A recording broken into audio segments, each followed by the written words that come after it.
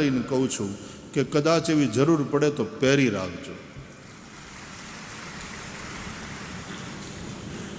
કારણ કે અનુશાસન એ અગત્યનું છે, એની સાથે સાથે અનુષ્ઠાનનું સાતત્ય જળવાય એ પણ એટલું જ અગત્યનું છે. એટલા માટે જ ભાગવતના મહાત્મ્યમાં જે વિધિ કથન કર્યું એમાં એમ કહ્યું કે બને તો કથા ઉપવાસ કરીને સાંભળવી, ભૂખ્યું ન રહી શકાતું હોય તો એક સમય ભોજન કરીને કથા સાંભળવી. એમાંય તકલીફ હોય, તમે ડાયાબિટીક પેશન્ટ હો, વચ્ચે કંઈ ને કંઈ ખાવું પડે, આવી શરીરની અનિવાર્યતા હોય તો આવું ચોખ્ખી ભાષામાં લખ્યું તો 3 ટાણા ધબેડીને પણ કથા સાંભળવી.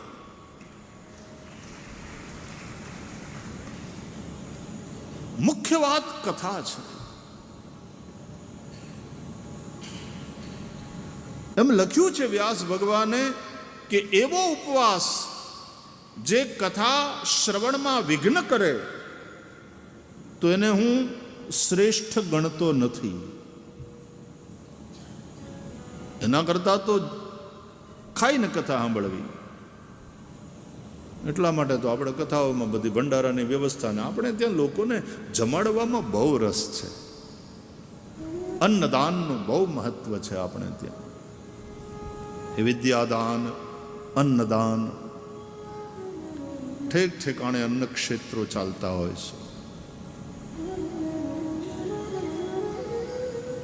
અમારે બગડાણામાં બજરંગદાસ બાપા જે દિવ્ય મહાપુરુષ થયા એને ત્યાં તો રાઉન્ડ ધી ક્લોક અન્ન ક્ષેત્ર ચાલે. અમુક સમયે તમે પહોંચો તો જ તમને પ્રસાદ મળે, જમવાનું મળે, નહીં તો નહીં. એવું નહીં. રાતના 1:30 વાગે પણ કોઈ પહોંચે તો એનું સ્વાગત થાય ને પછી પૂછવામાં આવે બાપા જમવા બેસી જશો? જમવાનું તૈયાર કરશે. અરે કે બાપા 1:30 વાગે થોડું જમવાનું હોય. તો પછી દૂધ, ચા, કોફી કાંઈ? રાતના 1:30 વાગે આવું પૂછવામાં આવે. આ ભારત છે, અહીંયાની ભાવભૂમિ છે. આપણે શીખ પરંપરાના ગુરુદ્વારામાં જ્યાં જ્યાં લંગર સાહેબ ચાલે કેટલા ભાવથી બધાને જમાડે. હજારોની સંખ્યામાં લોકો રોજ પ્રસાદ લેતા હોય. અન્નદાન આ કોવિડના સમયમાં ને અત્યારે કદાચ ચાલુ હશે, મને ખબર નહીં, પણ સરકારે તે એવો જે અભાવગ્રસ્ત વર્ગ છે એના માટે મફતમાં અનાજ વિતરણ એની યોજના ચાલુ રાખી હતી. રાજાનો એ ધર્મ છે. દાતાઓ અન્નદાન કર્યા કરે, પણ ખાવાવાળાનો પાછો ધર્મ છે, એનું કર્તવ્ય છે કે મફતમાં ન ખાવું. મતલબ સરકારની પાસેથી મળતું અનાજ હોય, એક પૈસા વગર મળે છે, કે અન્ન ક્ષેત્ર ચાલતા હોય અને ત્યાં લોકો પ્રસાદ લેવા જાય. ઘણા લોકો નિયમિત રીતે જાય અન્ન ક્ષેત્રોમાં જમવા માટે, પણ પછી પોતાના પૈસા વ્યસનમાં વાપરે, એના માવા ખાય, એની બીડીયું પીવે. એ બહુ ખોટું, એ પાપ લાગે. હા સાહેબ. અથવા તો આવી કથાઓ, અહીંયા તો પ્રસાદ હોય છે ને, અહીંયા તો આગ્રહ કરવામાં આવે કે કોઈ પ્રસાદ લીધા વગર જાય નહીં, અને જવાય પણ નહીં. પ્રસાદ લેવો જોઈએ. આ પ્રસાદ છે, એ બગડે નહીં એનું ધ્યાન રાખવું જોઈએ. પ્રેમથી જમાય, જોતું લેવાય, પણ અનાજનો બગાડ ન થાય એની કાળજી રાખવાની. પણ એક વાત પાકી કે સરકાર તરફથી મળતું હોય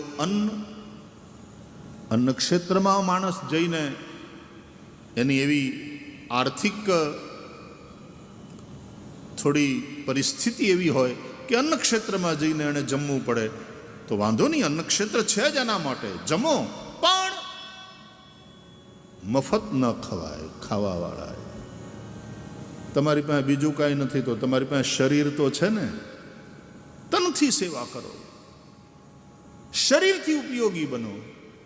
કે આશ્રમમાં હું જઈને ત્યાં પ્રસાદ લઉં છું રોજ, તો હું આશ્રમની અંદર સફાઈનું કામ કરીશ, એના રસ્તાને વાળી ચોળીને સાફ કરીશ.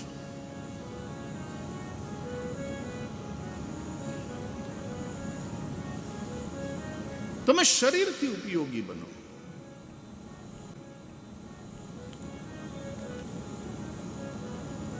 મહારાષ્ટ્રના સંત ગાડગે મહારાજ એ આમ ગામના આવા બધા જે લોકો અભાવગ્રસ્ત હોય, જેની પાસે કાંઈ ન હોય, એને ભેગા કરીને એમ કે ગાડગે મહારાજ ઘરે ઘરે જઈને એવા સાધુ રોટલો માગી આવે, ભિક્ષા. અને આપણે ત્યાં સાધુને આપણે ભિક્ષા આપીએ, એ ઘરે ઘરેથી રોટલા માગી આવે, અને માગેલા રોટલા આ બધાય એવા જે ગરીબો હોય એને ખવડાવે. પણ ખવડાવીને એમ કે આપણી પાસે શરીર તો છે ને, સંપત્તિ નથી, શરીર તો છે. ગાડગે મહારાજ પોતે પણ હાથમાં ઝાડુ લઈ ઓલા બધાને ઝાડુ પકડાવે, હાલો ગામ વાળો, ગામની શેરીઓ વાળી ચોળીને સાફ કરો. અને ગામની શેરીઓ વળાવતા જાય, અને પછી સાધુ પુરુષ આ બધાની પાસે સંકીર્તન કરાવતા જાય, ગોપાલા ગોપાલા દેવકી નંદન ગોપાલા. એમનું પ્રસિદ્ધ કીર્તન હતું. એટલે બેઠા બેઠા ન ખાઓ, મફત ન ખાઓ, નહીં તો દરિદ્રતા ક્યારેય જીવનમાંથી જશે નહીં. એટલે ભલે ને અભાવગ્રસ્ત હોય, એની પાસે શરીર તો છે, તો શરીર દ્વારા હું મારા ગામની સેવા કરું, મારા સમાજને ઉપયોગી થાઉં, મારા રાષ્ટ્રને માટે હું કંઈક કરી છૂટું. જે રાષ્ટ્ર મને ખવડાવે છે, જે રાષ્ટ્ર મને સુરક્ષા પૂરી પાડે છે, એને હું ઉપયોગી બનું.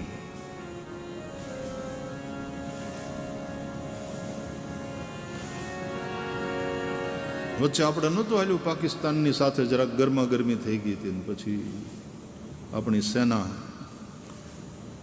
એને છૂટો દોર મળેલો ઓપરેશન સિંદૂરને. એ પહેલાંય તે થોડી એવી ઘટનાઓ ઘટી હતી. તો મને બે જણા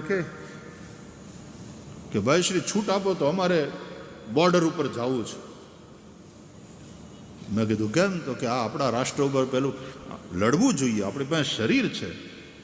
મેં ત્યાં જઈને શું કરશો? તમે કંઈ એવી મિલિટરીની ટ્રેનિંગ તો લીધી નથી. ત્યાં જઈને એવી રીતે આપણે બધા ભાવથી ટોળા ભેગા થઈને ત્યાં પહોંચીએ. શું મને કે એ લોકોને લેવા મૂકવામાં કામ લાગીએ ને, કંઈક લેવું મૂકવું હોય તો આમ આપણને લડતા ના આવડે, આમ આપણને બંદૂક ચલાવતા ના આવડે, લેવા મૂકવાના કામમાં ભાવ તો હે સેવા કા. અને એમ કરતા કરતા એવડા એ શીખવાડશે તો બંદૂક હલાવતા શીખી જઈશું.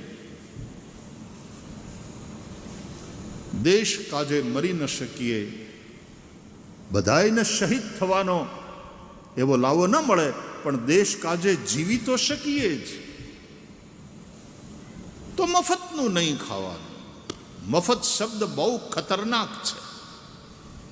મફત નહીં, હરામનું નહીં, મફતનું નહીં. યાદ રાખો, તમે જે ખાઓ છો અને તમે જે પીવો છો એ તમે બનો છો. You are what you it and what you drink. અને તમે જે ખાઓ છો પીવો છો એનાથી તમારું શરીર બને છે. રસ, રક્ત, માંસ, મજ્જા, મેદ, અસ્થિ, 7 ધાતુઓ બને. આપણું જે ફિઝિકલ એક્ઝિસ્ટન્સ છે એ તૈયાર થાય. અને માત્ર ફિઝિકલ એક્ઝિસ્ટન્સ નહીં, આપણે ખાલી આ 5 ભૌતિક શરીર નથી, આપણી પાસે મન પણ છે, આપણી પાસે બુદ્ધિ છે. મતલબ આપણી પાસે આપણી ભાવનાઓ છે, આપણા વિચારો છે. એ ભાવનાને અને વિચારને પણ તમે ખાધેલું અન્ન પ્રભાવિત કરે છે. એટલા માટે જ કહેવાય છે જેવું અન્ન એવું મન. જે ખાઈએ છીએ એ આહાર પેટમાં ગયા પછી 3 ભાગે વહેંચાય છે. એનો સ્થૂલ ભાગ મળ અને મૂત્રના રૂપે નીકળી જાય શરીરમાંથી. મૂત્ર દ્વાર અને મલ દ્વાર દ્વારા નીકળી જાય. પસીના પ્રસ્વેદ જેવા માધ્યમથી પણ શરીરમાંથી નીકળે, ટોક્સિન્સ બધા નીકળી જાય. એ સ્થૂલ ભાગ. આહારનો જે સૂક્ષ્મ ભાગ છે એ રસ, રક્ત, માંસ, મજ્જા એમ શરીરની આ 7 ધાતુ બને અને આપણું શરીર ટકે. અને આહારનો જે સૂક્ષ્મ ભાગ છે એનાથી મન બને છે. વિજ્ઞાન હજી આ વાતનો સ્વીકાર નથી કરતું, આ ત્રીજી વાતનો. પણ આપણા ઋષિઓએ કહ્યું, આહાર શુદ્ધૌ સત્વ શુદ્ધિ સત્વ શુદ્ધૌ ધ્રુવા સ્મૃતિ. આહાર શુદ્ધિથી મનની શુદ્ધિ થાય. સત્વ એટલે મન. આ જગ્યાએ સત્વનો અર્થ થાય મન. આહાર શુદ્ધિથી મનની શુદ્ધિ, અને મનની શુદ્ધિથી ધ્રુવા સ્મૃતિ. મન શુદ્ધ હોય બહુ જરૂરી. મનની ભાવનાઓ શુદ્ધ હોય. ભાવના શુદ્ધ હોય મનની, વિચારો ઊંચા હોય અને વ્યવહાર શાલીન હોય, એ માણસ વંદનીય છે. એને જ સજ્જન કહેવાય. મનમાં વિચાર ભાવના કોકનું પડાવી લેવાની, વિચાર કોકને પાડી નાખવાના કે આ કેમ આગળ નીકળી જાય. અને એવી ભાવના અને એવા વિચારને કારણે વ્યવહાર નિકૃષ્ટ બનતો જાય છે અને માણસ ધીરે ધીરે ધીરે રાક્ષસની કોટીમાં જતો જાય. આપણા શાસ્ત્રો કહે છે મનુર્ભવ, मतलब मनुष्य था. तू मनुष्य है, तू मानव है, तू मानव बन, तू इंसान बन. અને આપણો સનાતન ધર્મ એક શ્રેષ્ઠ ઇન્સાન બનતા શીખવાડે છે. સનાતની હિન્દુ થવું એટલે શ્રેષ્ઠ ઇન્સાન બનવું, સારા માનવ બનવું. અત્યારે તો દુનિયાના ધર્મોમાં જે હોડ ચાલી છે ધર્માંતરણની, સંખ્યા વધારવાની, કે જેટલા હોય એટલે વટલાઓ આપણામાં લાવો, સંખ્યા વધારો. સંખ્યા વધે એટલે આપણા વોટ પણ વધે, વોટ પણ વધે એટલે ભવિષ્યમાં દૂરદ્રષ્ટિ આપણી સરકાર આવે, આપણી સત્તા આવે. ધર્મની હારે કેટલું ભળી જાય છે. ધર્મનું વિશુદ્ધ રૂપ આપણે રહેવા દીધું નથી. ધર્મનો સંબંધ સંખ્યા સાથે નથી, ધર્મનો સંબંધ સત્ય સાથે છે. ધર્મો ન દૂસર સત્ય સમાના. યતો ધર્મસ તતો જયઃ. મહાભારત. જ્યાં ધર્મ છે ત્યાં જય છે.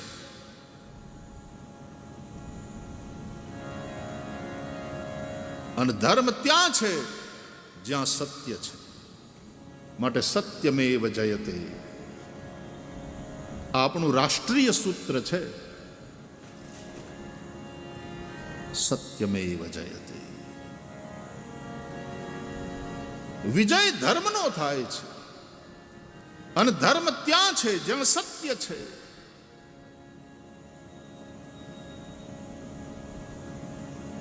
સંખ્યા એ તો કૌરવોની વધારે હતી. 100 કૌરવ, પાંડવ ખાલી 5. કુરુક્ષેત્રના રણાંગણમાં કૌરવોની સેના પણ મોટી હતી, 11 અક્ષૌહિણી. પાંડવોની સેના તે નાની, માત્ર 7 અક્ષૌહિણી. તો બધી રીતે બળુકા હતા કૌરવો. એનું પલ્લું નમતું હતું. એનું પલ્લું ભારે હતું. જો સંખ્યાને આધારે ને બળને આધારે વિજય થતો હોત તો કૌરવોનો વિજય થયો હોત. પણ ધૃતરાષ્ટ્રનો સેવક સંજય ધૃતરાષ્ટ્રના પૂછવાથી આખી ભગવદ્ ગીતા ધૃતરાષ્ટ્ર ઉવાચથી શરૂ થાય છે. પહેલો અધ્યાય અર્જુન વિષાદ યોગ. ધૃતરાષ્ટ્ર ઉવાચ. આંધળો પૂછે છે અને આંધળા જ પૂછે. એનો અર્થ પૂછવા વાળો આંધળો જ હોય છે. શેનાથી? અજ્ઞાનથી. અજ્ઞાન એ અંધાપો છે અને એ પ્રશ્ન કરે જાણવા માટે. ધૃતરાષ્ટ્ર ઉવાચ ધર્મક્ષેત્રે કુરુક્ષેત્રે સમવેતા યુયુત્સવ મામકા પાંડવાશ્ચૈવ કિમ અકુર્વત સંજય. હે સંજય, ધર્મક્ષેત્ર કુરુક્ષેત્રમાં યુદ્ધની ઈચ્છાથી ભેગા થયેલા મારા અને પાંડુના છોકરાએ શું કર્યું એ મને તું કે.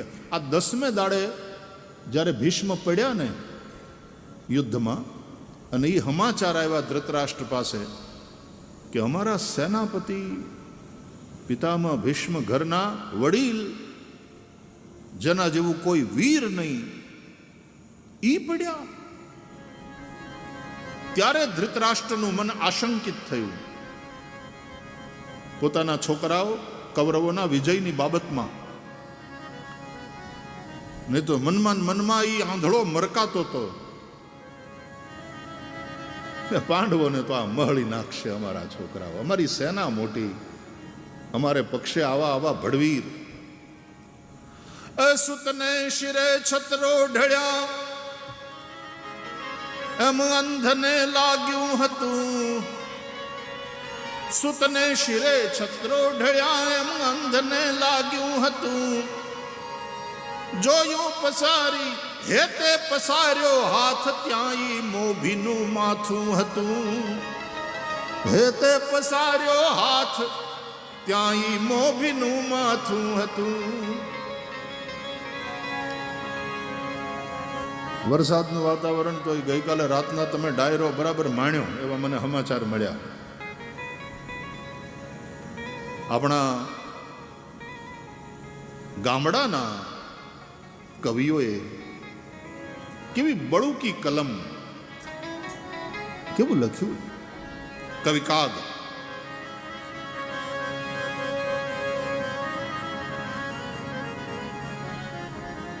સુતના શિરે છત્રો ઢળ્યા એમ અંધને લાગ્યું હતું. અંધ ધૃતરાષ્ટ્રને એમ લાગ્યું હતું કે કુરુક્ષેત્રના યુદ્ધમાં બધી રીતે દુર્યોધનનો પક્ષ, કૌરવોનો પક્ષ પ્રબલ છે. સેના મોટી, બળુકા માણસો, દ્રોણ ને કર્ણ ને ભીષ્મ ને આવા બધા ભડવીર. મારા દીકરાઓનો જ વિજય થાય, કોઈ શંકાને સ્થાન નથી.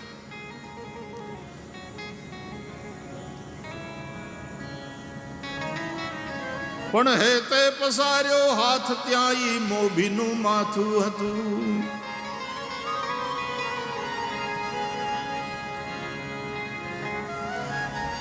કુરુક્ષેત્રમાં કુંતાસુતોને છત્રનો વિભ્રમ હતો. પાંડવોને છોડ્યા નહીં કવિએ. કુરુક્ષેત્રમાં કુંતાસુતોને છત્રનો વિભ્રમ હતો. પણ સિંહાસને ચડવા ગયા પગ હેઠ હી માળો હતો. સિંહાસને ચડવા ગયા ત્યાં તો પગ હેઠ હી માળો હતો. પાંડવો જીત્યા, હસ્તિનાપુરનું રાજ આવ્યું હાથમાં. રાજ કર્યું ના કર્યું, ત્યાં તો હેમાળે હાડ ગાળવા માટે નીકળવું પડ્યું. કોઈ વસ્તુ અહીંયા કાયમ છે જ નહીં ભાઈ. નથી સત્તા ટકતી કાયમ માટે, નથી સંપત્તિ ટકતી, ન પદ ન પ્રતિષ્ઠા.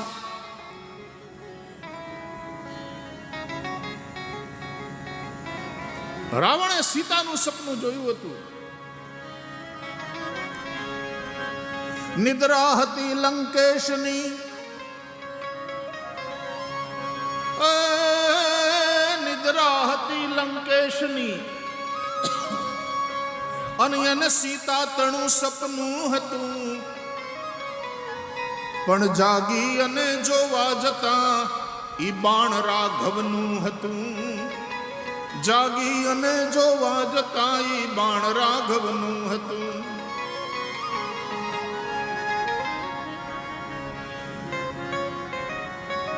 સપનું સીતાનું હતું, પણ જાગીને જોયું ત્યાં તો રાઘવના બાણે રાવણના પ્રાણ હર્યા. તો વિજય વાલા સંખ્યા સાપેક્ષ નથી, સત્ય સાપેક્ષ છે. સત્યમેવ જયતે.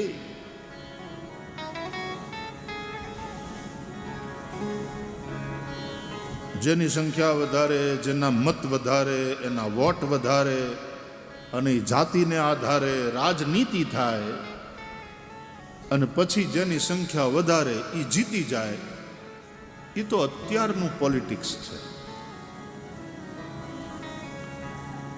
બાકી રાષ્ટ્રનું સૂત્ર છે સત્યમેવ જયતે. સત્યનો વિજય થાય છે. પરિસ્થિતિ એવી નિર્માણ કરી દેવામાં આવી કે જેનો વિજય થાય એ સત્ય છે. ના, સત્યનો વિજય થાય.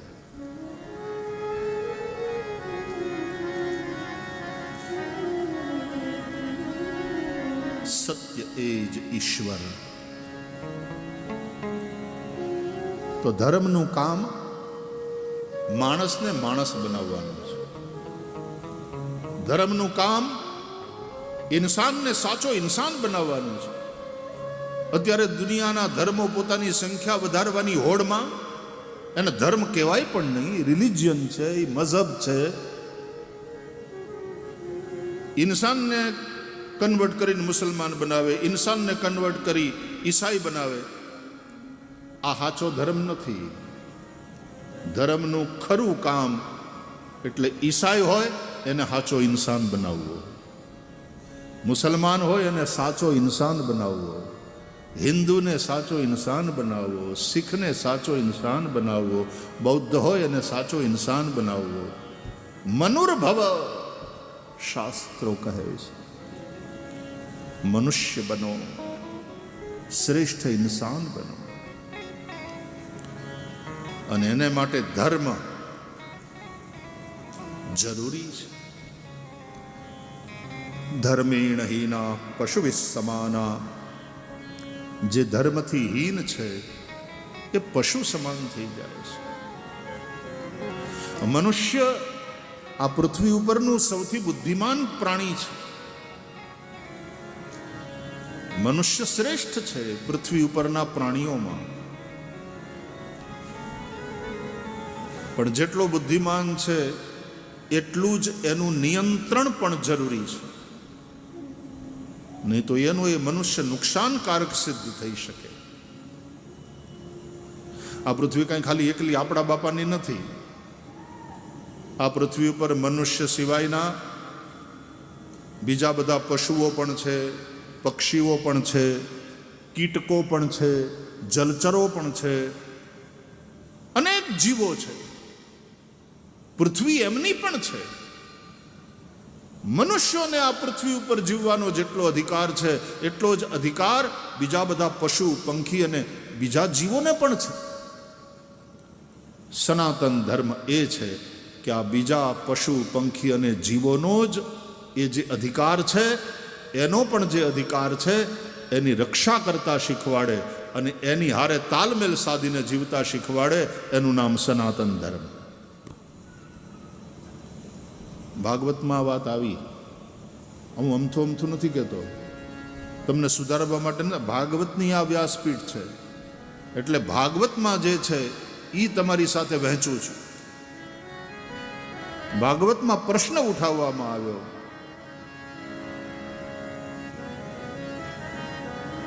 કે મનુષ્યનો વ્યવહાર આ પૃથ્વી ઉપરના બીજા મનુષ્યો સાથે કેવો હોવો જોઈએ. મનુષ્યોનો વ્યવહાર મનુષ્યેતર જીવસૃષ્ટિ છે, મનુષ્ય સિવાયની જે જીવસૃષ્ટિ છે, પશુ, પંખી, કીટકો, એ બધાની સાથે કેવો હોવો જોઈએ. અને ત્રીજું, મનુષ્યનો વ્યવહાર આ જે પ્રકૃતિ છે, પહાડો, નદીઓ, સમુદ્ર, જંગલો, આ બધાની સાથે મનુષ્યનો વ્યવહાર કેવો હોવો જોઈએ. ફરીથી સાંભળો આ વાત. ભાગવત એટલે ખાલી કૃષ્ણની માખણ ચોરીની લીલા નહીં, કૃષ્ણની રાસ લીલા નહીં. ભાગવત એટલે જીવનનું સાફલ્ય કરે એવા સંદેશ. પ્રેક્ટિકલ તમારી ડે ટુ ડે લાઈફમાં તમે ભાગવતને કેવી રીતે અપનાવી શકો. ફરીથી સાંભળો આ 3 પ્રશ્ન. પહેલો પ્રશ્ન, મનુષ્યનો વ્યવહાર આ પૃથ્વી ઉપરના બીજા બધા મનુષ્યો સાથે કેવો હોવો જોઈએ. બીજો પ્રશ્ન, મનુષ્યનો વ્યવહાર મનુષ્ય સિવાયના જે જીવો છે પૃથ્વી ઉપર, પશુ, પંખી, જલચર, કીટકો, સરીસૃપ, આ બધાની સાથે કેવો હોવો જોઈએ. અને ત્રીજો પ્રશ્ન, મનુષ્યનો વ્યવહાર પ્રકૃતિ સાથે કેવો હોવો જોઈએ. આ સનાતન હિન્દુ ધર્મ અને ભાગવતમાં એનો જવાબ છે. હું ન ભૂલતો હું તો 7મા સ્કંદમાં એનો જવાબ છે.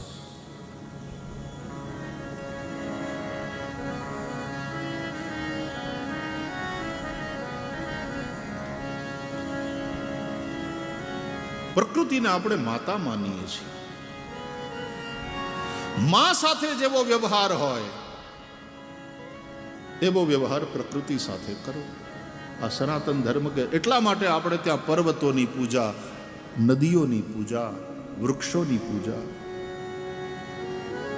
એની દ્રષ્ટિએ પણ દો અવખંડને દિંક્ષયે, જે ભાગલા પાડે છે, જે તોડે છે, એનું ક્ષરણ થતું રહે. એ કઈ કાયમ ટકે નહીં. એ થોડી વાર માટે ભલે સફળ થાય, પણ અંતે એ બહુ ચિરંજીવી ના હોય. જ્યારે દેવતાઓ અમર છે, દૈત્યો મરે છે, હા પાછા પેદા થાય નવા નવા નવા નવા, પણ દૈત્યો મરણ ધર્મા છે. દેવતાઓ અમર છે. ભગવાને દેવોને અમૃત પાયું છે. ભાગવતના 8મા સ્કંધમાં સમુદ્ર મંથનની કથામાં વ્યાસ ભગવાને આ લખ્યું છે. દૈત્યોને અમૃત નથી મળ્યું, દેવોને અમૃત મળ્યું છે. દેવો એટલે દૈવી ગુણો, વર્ચ્યુઝ, મૂલ્યનિષ્ઠ જીવન.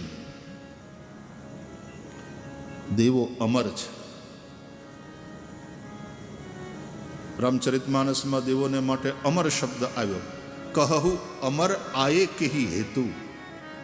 હે અમર, હે દેવો, કહો કેમ આવવાનું થયું. એ અદિતિના સંતાનો છે. આ કથા આપણે આગળ જોઈશું. ભાગવતના 3જા સ્કંદમાં દેવો અને દૈત્યોની ઉત્પત્તિની કથા છે. બેના બાપ એક, કશ્યપ ઋષિ, પણ માં જુદી જુદી. માં એટલે કોણ ખબર? બુદ્ધિ. બાપ જીવાત્મા, માં એટલે બુદ્ધિ. દેવતાઓની માં એટલે અદિતિ. દૈત્યો કોનાથી પેદા થયા? તો કે દીતિથી.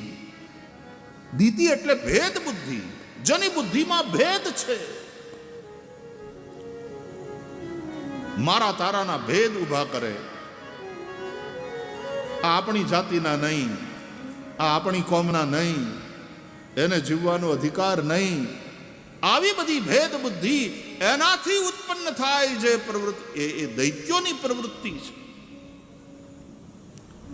તો ભાગલા પડાવે, ડિવાઈડ એન્ડ રૂલ, ભાગલા પાડો અને રાજ કરો. મફતનું આપવાનું કંઈ લલચાવો અને તમારો સ્વાર્થ સિદ્ધ કરો. એટલે વારંવાર કહું છું, મફત છે આવું સંભાળવા મળે એટલે તરત ચેતી જાજો, સાવધાન થઈ જાજો કે આ ટ્રેપ છે, એ ખતરા. મફત કશું જ મફત નથી, અને એવું મફતનું હોય તો લેવાય પણ નહીં, મફતનું ખવાય નહીં. ભગવાને મને શરીર આપ્યું છે, હું મહેનત કરીશ, હું પરસેવો પાડીશ, અને પરસેવો પાડ્યા પછી જે પ્રાપ્ત થાય એ પ્રસાદ છે, એ પ્રસાદ છે. મફતનું લઈશ નહીં.